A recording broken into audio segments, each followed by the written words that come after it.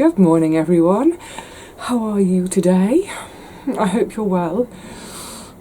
It feels a bit cold today. It's not that cold. It's about 7 degrees, which they say feels like 5 degrees.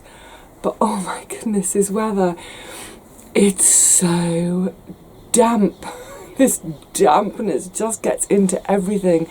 I think it feels colder when it's damp, doesn't it? I'm going to have to be getting my skates on today, because yesterday, by the time you see this, it's probably going to be a week after. But anyway, yesterday we had the tail end of Storm Brendan hit us. Isn't it funny, these names they give the storms? Brendan came in from the Atlantic, battered Ireland in the early hours of yesterday.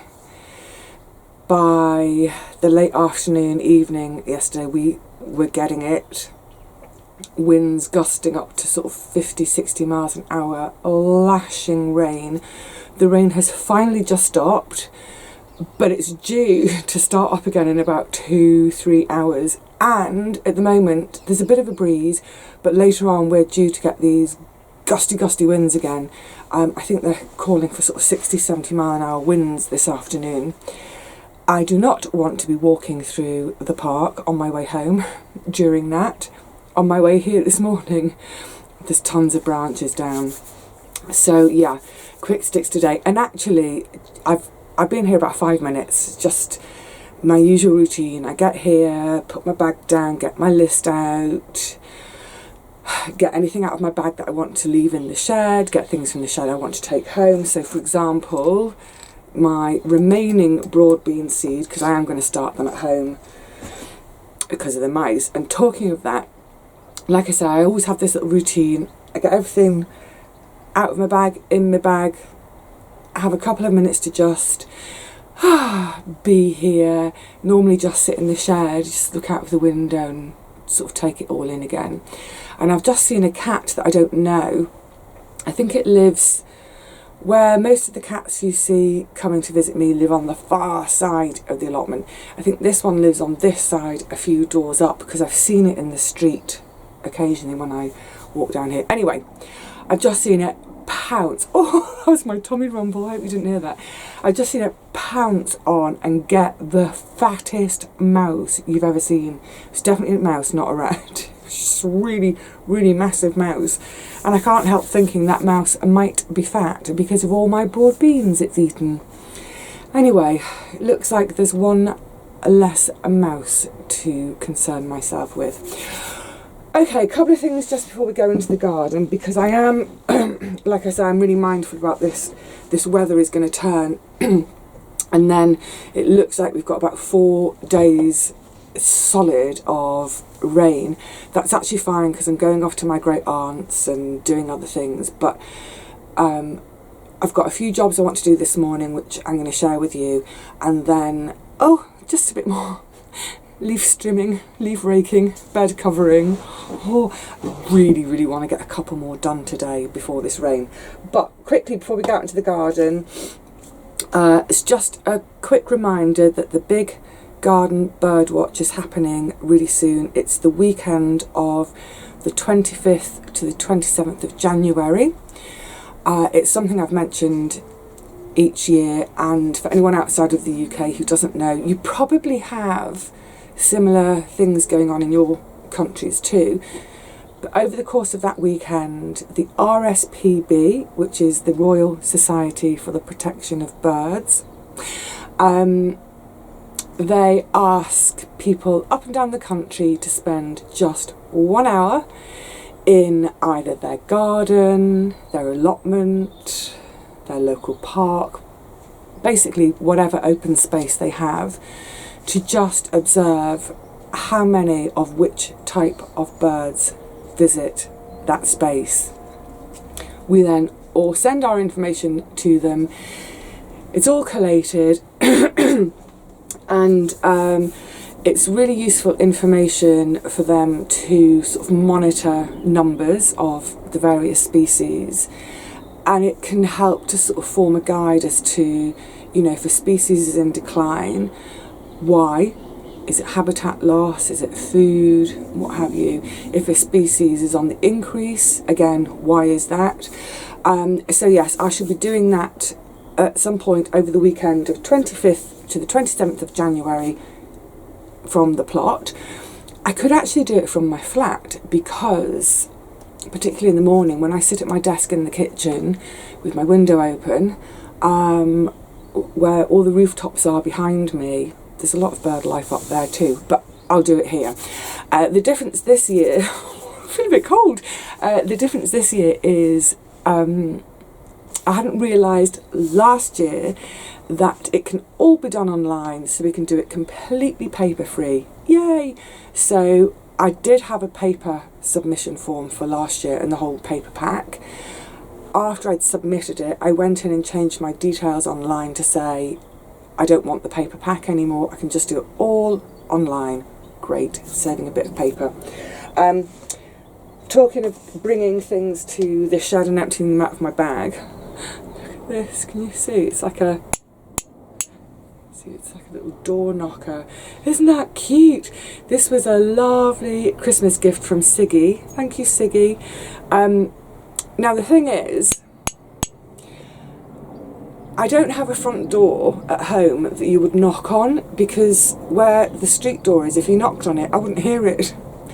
And I don't really use a knocker on my shed, but what I thought, this is going to be great. I'm going to use it as a paperweight, because whenever I come to the plot, I come with my little list on a scrap of paper, and it always ends up getting blown somewhere. So I thought, how perfect if that's on my little potting bench in the shed. I can put my Siggy shovel on it. Thank you so much, Siggy. That's fab. There is another job. I'm just leaning forward. One of the jobs I haven't got round to so far, which I really would like to get round to. I was planning to do it this afternoon in the garden, but because the weather is going to be so inclement, I'm going to take home my beautiful Felco secateurs. I'm going to do this as a separate video because I think it will be really useful for quite a lot of us.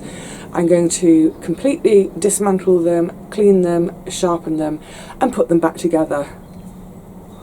I hope I can put them back together.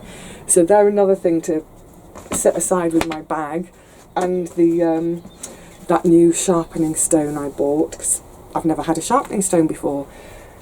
They need to come home with me. Right. Oh, his little Rosie. Hello, sweet pea. So the first job of today is way overdue, crazily overdue. I'm going to take you outside in a second to start on that, but first of all, I'm going to have a little cuddle with Rosie. Hey, sweet pea, are you coming up here? Yeah, I think we'll have a cuddle first, and then I'll get into this. You wobbled. Hello, darling. She's so shy. Let's pop outside and get on with the first job of the day.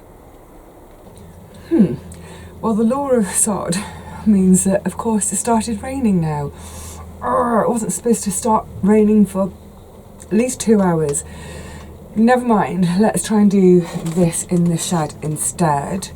Obviously, it's a little bit tight in terms of space in here to show you, but what I'm hoping to tackle, or the plan to tackle this morning is, and I have got 1, 2, 3, 4, 5, 6, 7 of these bags.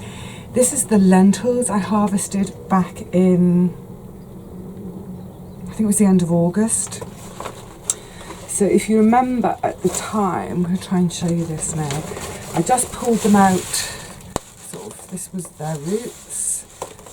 I just tried to pull the whole plant up like this. The idea then was to just leave them in the bags to dry, so that at some point I could try, I've just lost one, I heard it tinkle onto the floor, threshing and winnowing.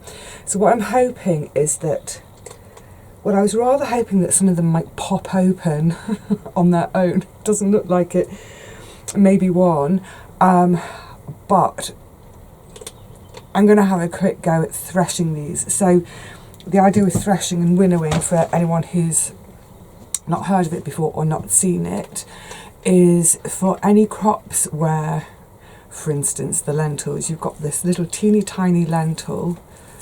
Let me just show you on this one. It's so small. You see that?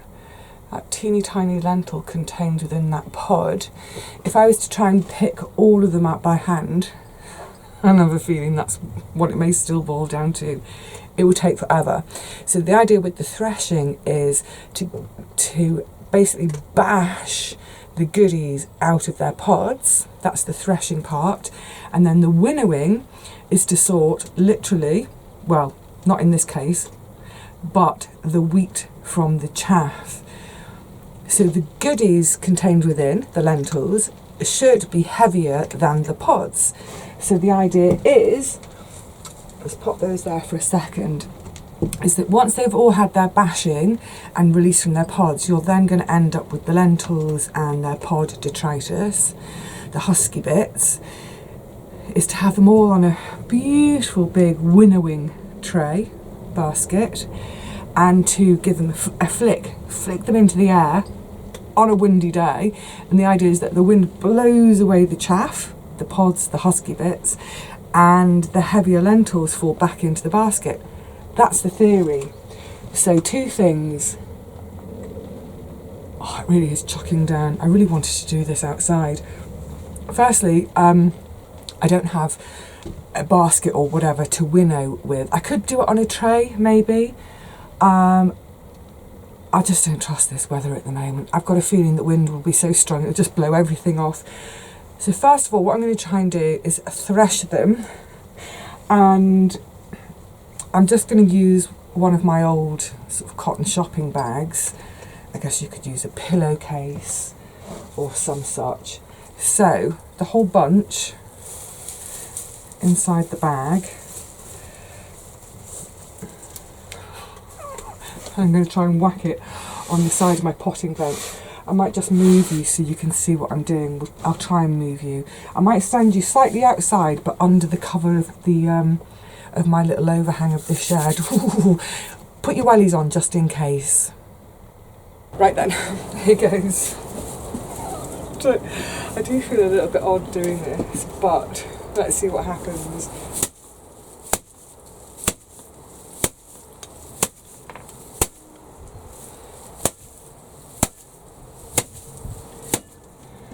Quick look here and see if it's... Let me have a little look. Oh, let me give you a close-up so you can see what I'm seeing. Right, sorry if this is going to be a bit wobbly. My hands have suddenly got really freezing cold. Okay, so there's the lentils. Obviously there's still a load on. You can see there's loads on there, but can I show you? Sorry, it's a bit hard one-handed. Wait for it. Sorry guys. You see? Look, it's definitely whacked a load of them out. Let me just see if I can get that in my hand to give you a better look. Ah, that's better, isn't it? Yay! Come into the light. Look, my friends, lentils and other detritus. So now what I'm thinking is I might have to do similar as I do when I'm harvesting, say, seeds from my calendula, my dried calendula heads. I think what I might end up doing is thresh the rest of them here this morning. Oh, little Rosie, she doesn't want to go out in the rain.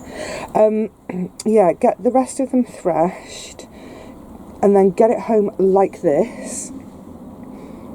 And then I think it might be a job over the course of a few evenings is to just literally separate it by hand. So put a load of this on a tray, scoot the lentils to one end and scoot the chaff and the rubbish to the other end. But how many whacks was that? That was about 4 whacks to release that. But as you can see, there's masses in here still, absolutely masses.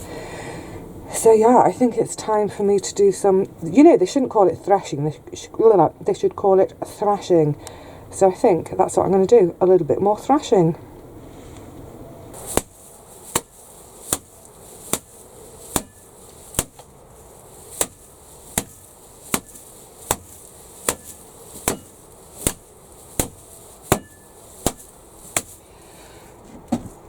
no one can accuse me of not knowing how to have fun on a rainy day.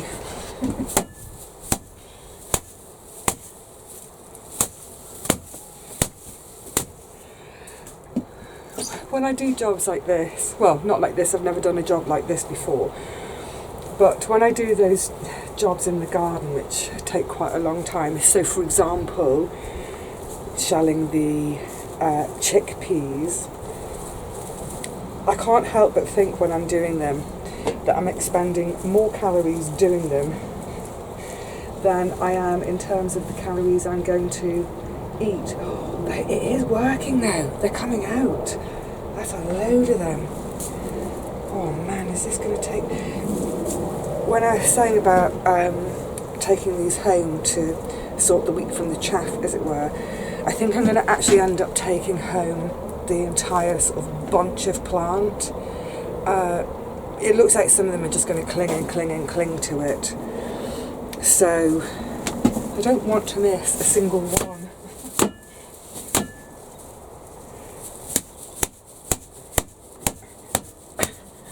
Even if it does mean more calories spent getting them out than they are worth, but that's okay because I can get worked up to a sweat and maybe burn off some of those Christmas calories with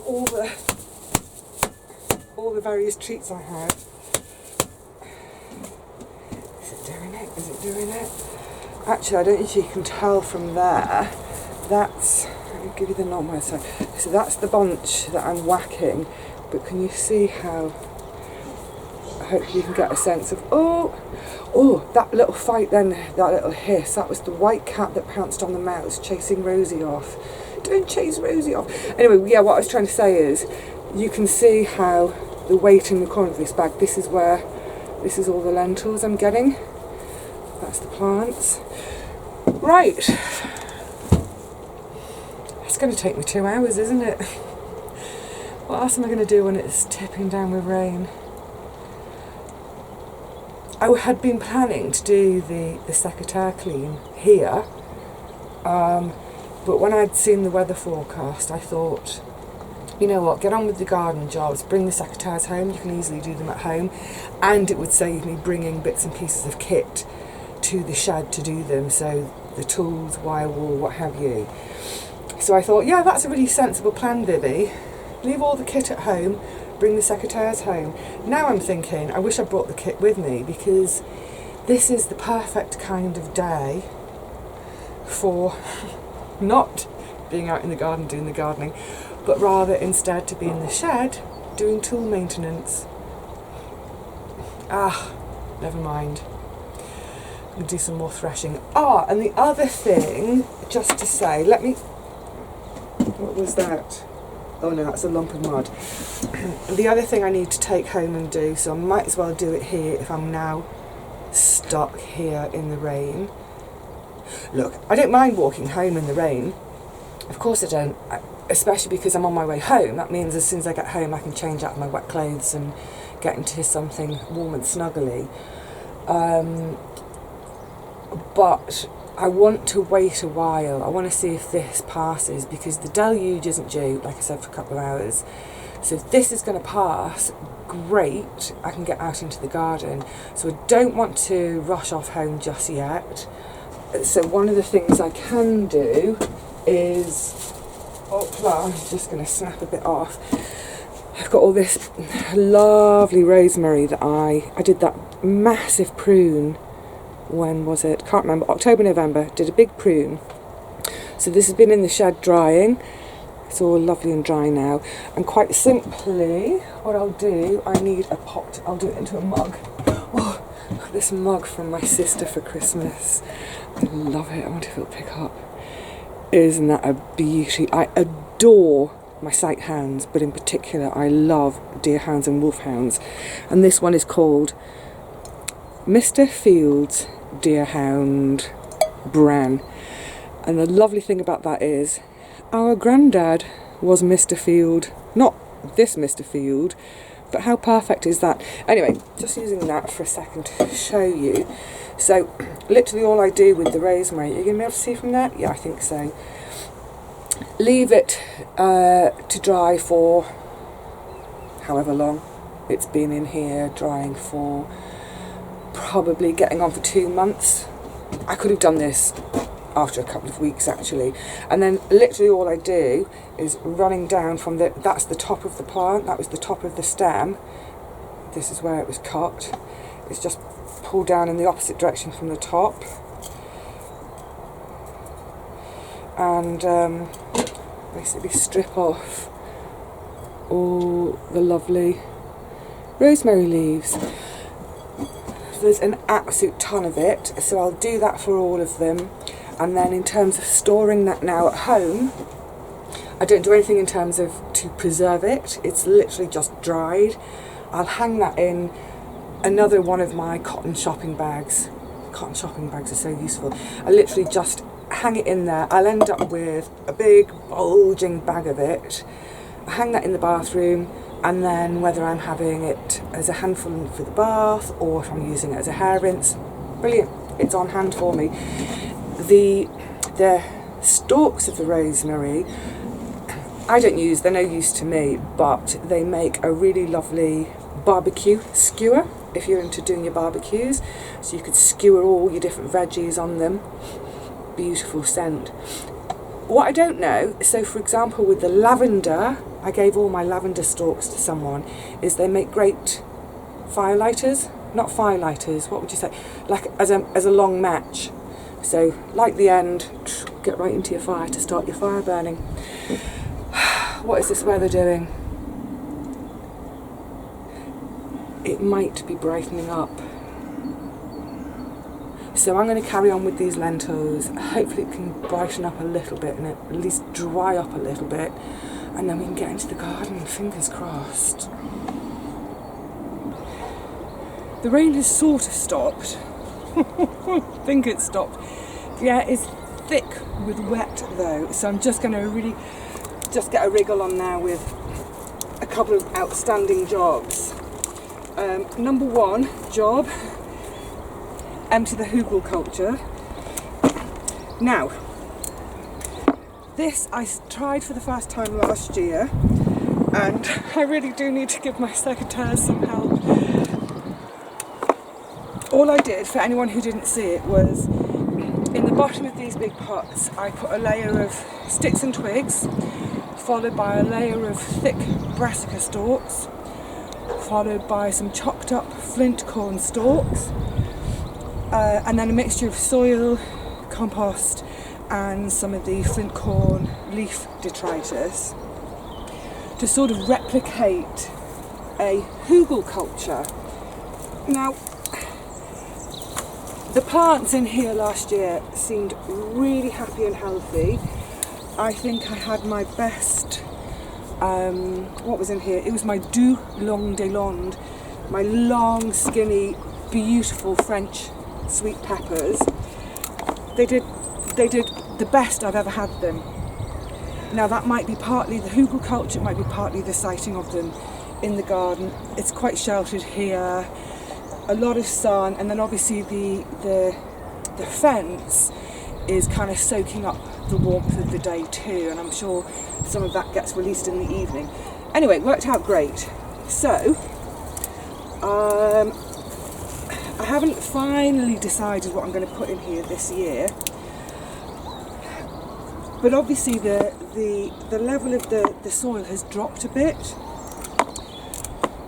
Now, I don't have any compost to top it up with other than some spent compost that was in pots that had geraniums and all the little bits and bobs of pots that were on the deck. So I'm going to use that to top it up, and in theory all that stuff in those different layers going down to the thickest layer at the bottom, in theory that should all be kind of starting to decompose at different rates, obviously because of the different sort of thicknesses. Some was brown, some was green, etc. So I'm hoping that for this coming year, that will have released some goodness into the soil that's in there. So it's a bit of an experiment. I'm not going to, like I said, I'm not going to add any new compost. Oops, calendula. I shan't add any new compost. I may put, hello little Miss Poppy, I may put a bit of chicken manure in there. Yeah, I probably will do that, a bit of chicken manure. And then over the summer, chilly and windy, depending on what I decide to grow in here, it may be the peppers again, will dictate how much I use my urine as a fertiliser in here. But it'll just be interesting to see. Actually, I think I'll do the French peppers again, because then I can have a proper contrast between how they did last year when this was new and how they'll do this year without new compost. And a big dandelion in the corner. So, oh, I think here comes the rain again. So all of this that I'm getting rid of from it today, this will all go into one of my bean trenches. Likewise, if you saw on the tour, my awful, dismal Brussels sprouts. I think we need to go back to the shed. Hang on, guys. How frustrating. I can't decide whether this is just going to be on and off a little bit, and therefore it's worth staying to wait for when it's off and I can dive back into the garden, or whether, do you know what, I think this is it now for the day. Urgh, so frustrating. Anyway, what I was going to say when we were at the Hugelkultur is, of course, last year when I set them up in April, May, doesn't matter, it was a great way to get rid of all those really thick, gnarly brassica stalks. They're always an issue, aren't they, to get rid of, because they take so long to compost. Unless you have a mangle. I don't mean a mangle as in, you know, to put your washing in to dry it. I mean a mangle as in a turnip mangle. The sort of stuff you would use for preparing animal feed, as in it's got a big hopper in the top and it's kind of got a gnarly kind of roller, and you put your turnips or your Swedes in the top, turn it, and they all come out chipped. I've been looking for one forever. If I could get one of those, that'd be great for the garden. In the absence of that, what can you do with your brassica stalks? Thing is, sharp knife, get them cut up as much as you can, and as I've got now in the shed, a lump hammer, whack 7 bells out of them, whack them, whack them, whack them to break up those fibres, create more surface area. The more surface area, the more area for all those beautiful organisms to get to break them down. What I was thinking of doing, though, back to the Hugelkultur, my brain is flipping around all over the place today because of the weather. It seemed to work really well in those pots last year. Now, I'm not going to empty them to put more stalks in the bottom. I want to leave that little micro environment exactly as it is to just see what it will do for itself. I popped a few worms in there last year too. I nicked a few worms from the beds to pop in the Hugelkulturs. So what I'm thinking with this year's brassica stalks, starting with the Brussels sprouts, is to chop them up somewhat, maybe give them a bit of a bash, but lay them in the bottom of those bean trenches, because the edges of those beds, all the edges of the beds, apart from the lots where I've had my beans over the last couple of years, they've never had any, they've not had any enrichment, they've not had much of a dig even. So by the edges, if you saw a video a couple of weeks back, I think it was, when I was doing the bean trenches where I've never had bean trenches before, that soil was really, really compact, sticky, wet, horrible. So what I'm thinking now is that with the brassica stalks in the bottoms of them, there's always going to be beans in trenches at the sides of my paths from now on. Some paths will have a rest with my rotation, of course. But yeah, they can go in there, and it doesn't matter how slowly they break down. They're not going to be in the way of any other planting. And yeah, hopefully it'll improve drainage in those areas, but also hopefully improve moisture retention, which sounds contradictory, I know, but organic matter to hold moisture but also keep the soil friable enough for it to drain, if that makes sense. That was going to be one of the jobs for this morning. You know what? Look, all the cats are at the shed at the moment. Poppy's there, Rusty's there, Rosie's there, and just outside even George has turned up. So I think that's telling me the cats know something. They know it's a mean, nasty day, so I might as well go home. Just quickly before I do go, it was a frequently asked question that I forgot to answer in my frequently asked questions video. I knew there'd be one or two. I'm often asked, how far is your home from the allotment? How do you get there? Etc, etc. So I do it on foot. I do everything on foot. Apart from if it's too far and I go on a bus. I've never learnt to drive. Well, I had 7 lessons once about 30 years ago. It was not good. I had a lesson in Paris once, a driving lesson in Paris, imagine it. I'll just tell you very quickly, I might tell you the whole story one day, but I freaked out. I completely freaked out at L'Etoile, which is the roundabout that goes around l'Arc de Triomphe. I freaked out so much, I got out of the car and I scarpered. The person who was giving me a lesson, it was a friend, I couldn't believe it. I was like, I can't handle this, just can't handle it. Stopped the car, opened the door, got out, ran. Anyway, yes, so back to how do I get to the plot. So I walk. It used to be about a 7-minute walk. That's when I walked a bit quicker, when my knees were a bit better. These days, it takes me about 12 minutes to walk down here and about 15 minutes to walk home, because walking home, it's all uphill and that slows me down. I normally, when I'm going home, I've got my granny trolley full of something or other to deal with at home. For instance, today, I'm taking the lentils home. I'm going to thresh them at home because, frankly, it's just damp and grotty here. I want to go home. So, on that note, I'm going to say cheerio to you all. Bit of a quickie today, wasn't it? Never mind. Never mind. There will be a dry day again one day, and on that day, I think this is the thing to do, isn't it, when the weather's like this? Get as much of your indoor stuff done as you can, so that when we do get a dry day, you can say, right, I can have that whole day just for gardening. That's what I'm going to plan to do. So, I don't know when I'll see you next in the garden, but I will see you again soon, I hope.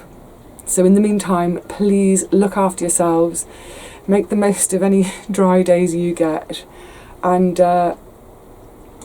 somehow or other just try to enjoy your gardens. Bye for now. It's time for kitty cuddles, I think. Hey, Miss Poppy, is it time for a cuddle? Yeah. Oh, what's that? Oh, that hiss. It's because George is sitting right in the door. Right, that is my cue to go and do some cuddling. Bye for now.